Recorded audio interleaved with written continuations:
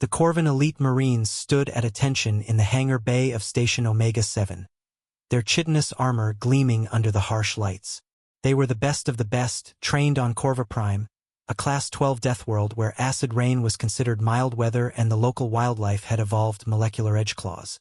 Lieutenant Thax ID clicked his mandibles proudly. His squad had just completed a mission in the Helios Nebula, clearing out a nest of void parasites without a single casualty. They were untouchable, unstoppable, the pinnacle of military evolution. "Attention!" Commander Vexlor bellowed. "We have a new civilian contractor joining the station. Facilities maintenance. Human. From someplace called Australia." Several Marines exchanged amused glances. A janitor? From Earth?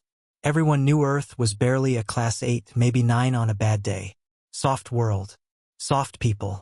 The hangar door hissed open, and in walked the most unremarkable being they'd ever seen. Average height, slightly weathered skin, carrying a mop bucket. He wore coveralls with Steve embroidered on the pocket. "Day, fellas," Steve said, setting down his bucket. "Heard you lot just got back from a nasty one. Good on ya." Private Zektor couldn't suppress a laugh. This human was supposed to maintain their facilities? He looked like he'd struggle with a gentle breeze. "Something funny, mate?" Steve asked, his expression mild but something flickering in his eyes. "No, human," Zektor said, puffing up. "Just wondering how someone from a tourist world ended up here." "Tourist world?" Steve chuckled. "Right? You ever been to Australia?" "Earth is Class 8, Lieutenant Thax ID interjected. "We've trained in environments that would liquefy your organs in seconds." "Class 8? Steve scratched his head. "Nah, mate. That's Earth overall. Average, like. Australia's different." "Different how?" Commander Vexlor asked, his tactical instincts piqued. Steve leaned on his mop. "Well, let's see. Got spiders the size of dinner plates that'll necrotize your flesh. Snakes that can kill 30 humans with one bite. Octopi small as golf balls that'll paralyze you in minutes. That's just in my backyard." The Marines shifted uncomfortably. "Then there's the sharks. And the crocs, both kinds, salties and freshies. Jellyfish that make you beg for death. Plants that'll drive you mad with pain just by touching them. Even got a bird, cassowary, that'll disembowel you for looking at it wrong." "Surely you exaggerate," Thax ID said, though with less certainty. "Nope. And that's before we get to the weather. Floods, droughts, bushfires that create their own weather systems. Cyclones. Had one town hit 50 degrees Celsius last summer. That's 122 in the old scale. But you're just a janitor," Zektor stammered. Steve's grin widened. "Mate, I'm a janitor 'cause it's easy work. Back home, I was a wildlife handler. Relocated problem crocs. The big ones." He pulled out his communicator, showing images. The Marines crowded around, then recoiled. The creatures in the pictures defied belief, prehistoric monsters with teeth like industrial equipment. "This beauty here's Big Bruce.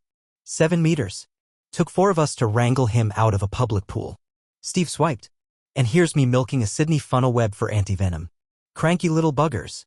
"You touched it." Vexlor's voice cracked. "Had to. Someone's gotta make the anti-venom. Oh, and this," Steve showed another image, "is from when I worked emergency services. Bushfire came through, trapped us for 3 days. Survived on Billy Tea and whatever didn't burn." The Corvin elite Marines who'd faced the galaxy's worst threats found themselves stepping back from the janitor. "Everything in Australia's trying to kill you," Steve continued conversationally. "Been that way forever. You either learn to deal with it or you leave." "Me? 5th generation Aussie.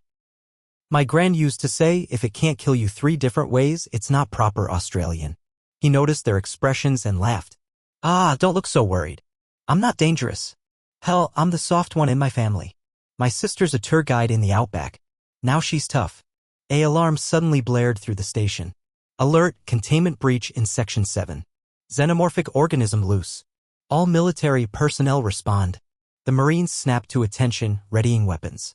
Then they noticed Steve hadn't moved, just tilted his head listening. "Xenomorphic, eh?" He picked up his mop. "What's it look like?" "Bipedal, toxic secretions, adaptive camouflage," Vexlor read from his display. "Extremely dangerous. Sounds like a Tuesday back home," Steve mused. "Tell you what, you lot evacuate the civvies. I'll handle our visitor." "You what?" Thax ID sputtered.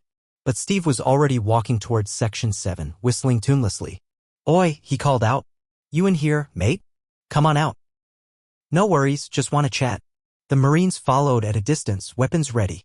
They found Steve in the maintenance corridor, faced off with a nightmare, 3 meters of scales, teeth, and barely contained violence. There you are, Steve said calmly. You're scared, ain't ya? Strange place, strange smells. I get it. The creature hissed, toxic saliva dripping from its fangs. Now. None of that. Steve's voice took on a firm tone. You're gonna calm down and we're gonna sort this out. What happened next broke the Marine's understanding of reality. Steve simply walked up to the xenomorph, dodged its strike with casual ease, and bopped it on what might have been its nose with the mop handle. Bad. No biting. The creature recoiled, confused. This prey wasn't acting like prey. That's better. Now, you hungry? Course you are. Steve pulled something from his pocket, dried meat. Here. Kangaroo jerky. Good stuff. The xenomorph took it hesitantly, then another piece. Within minutes, it was following Steve like a puppy. See? Steve called to the frozen Marines. Just needed a firm hand and some tucker. Probably someone's escaped pet. I'll set up a containment area until we find its owner. As he led the pacified killing machine away, still feeding it jerky, Private Sector whispered, Commander? I think we need to recalculate Australia's classification. Class 15, Vexlor said faintly. Minimum. Later, in the mess hall, word had spread. The human janitor who'd tamed a xenomorph with snacks and harsh language. Marines kept buying Steve drinks, desperate to hear more about Australia. So these drop bears? Lieutenant Thaxid asked nervously. They're real? Steve winked. Everything's real in Australia, mate. Everything. The Corvin elite Marines trained on a Class 12 Death World made a collective decision that night they were never, ever visiting Australia.